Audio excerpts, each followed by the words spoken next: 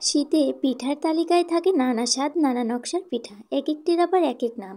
আপনি নিশ্চয় গোকুল পিঠার নাম শুনেছেন। এটি খেতে কিন্তু ভীষণ সুস্বাদু। এই পিঠা তৈরির পদ্ধতিও বেশ সহজ। রেসিপি জানা থাকলে আপনিও ঝটপট তৈরি করে ফেলতে পারবেন। চলুন তবে জেনে নেওয়া যাক গোকুল পিঠার রেসিপি।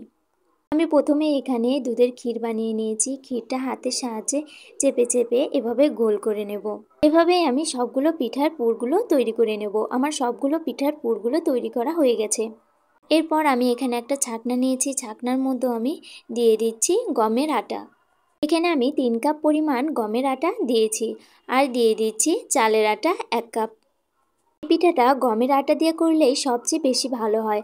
আমি এভাবে সবগুলো শুকনো উপকরণগুলো চেলে নিচ্ছি।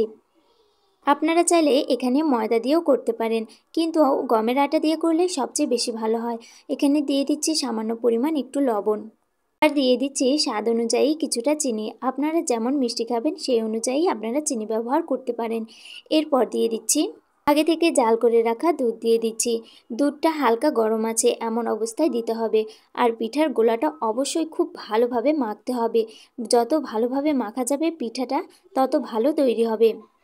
এভাবে পিঠার ব্যাটারটা অনেকক্ষণ ধরে মাখিয়ে নিতে হবে। পিঠার ব্যাটারটা যত ফেটিয়ে নেওয়া যাবে ততই পিঠা ভালো হবে। এখানে আমার পিঠার ব্যাটারটা একদম তৈরি হয়ে গেছে। দেখুন ঠিক এই রকমভাবে হবে এর ঘনত্বটা।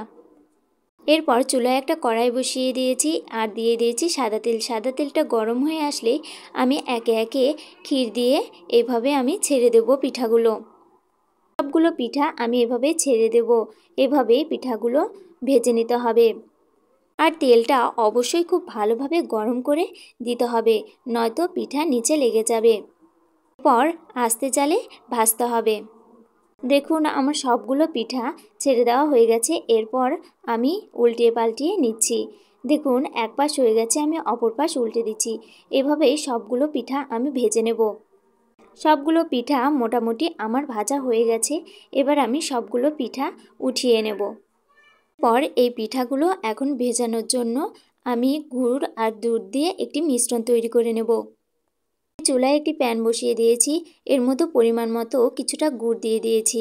আপনারা যেমন মিষ্টি খাবেন সেই অনুপাতে আপনারা দিতে পারেন। এরপর গুড়টা দিয়ে জল দিয়ে দিয়েছি কিছুটা।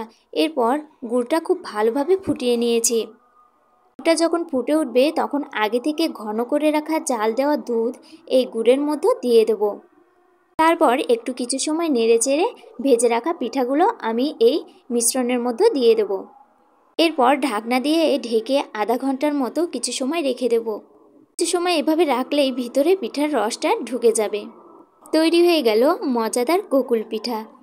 এই গোকুল পিঠার রেসিপিটা যদি আপনাদের কাছে ভালো লেগে থাকে তাহলে অবশ্যই লাইক, কমেন্ট, শেয়ার দিয়ে পাশে থাকবেন। ধন্যবাদ।